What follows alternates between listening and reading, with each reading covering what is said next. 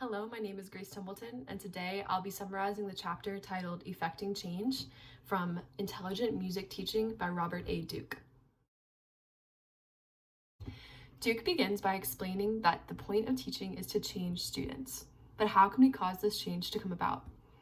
The key is that change doesn't come from what we as teachers tell our students to do, but what we have the student do. We can break this down into units of teaching, which are intervals of activity that serve specific functions. One of the most important units of teaching is what Duke calls a rehearsal frame and its targets. Rehearsal frames are teaching units that serve the purpose of meeting a proximal target goal, or goals that the teacher sets for the student to achieve. The rehearsal frame begins with the identification of the proximal performance goal and is followed by teacher-directed performance trials designed to help the student meet that goal. There are three common types of rehearsal frames. The first and the most common is called verbal directive one performance trial. In this rehearsal frame, the teacher alerts the student to a problem in the piece, sets a target goal.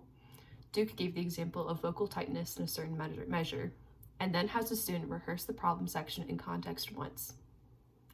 The second rehearsal frame is called multiple directives, multiple repetitions in context.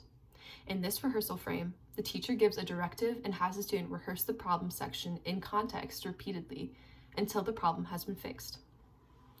The third rehearsal frame is called multiple directives, decontextualization, modification of the target passage, multiple repetitions, and recontextualization.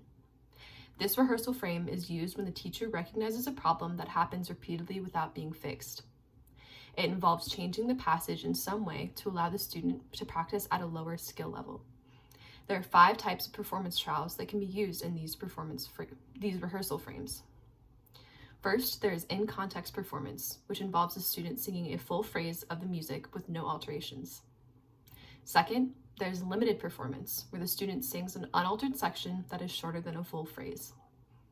Third is modified performance, where the teacher may change the tempo, articulation, dynamics, or instrumentation. Fourth, parallel passage, where the student is asked to sing another passage that is similar in content to the target passage. Finally, the teacher may utilize related exercise, in which the student is asked to sing musical material that is different from the passage itself. Rehearsal frames are a great tool to observe teaching and learning, especially as a new educator, as it allows one to understand changes in relation to time.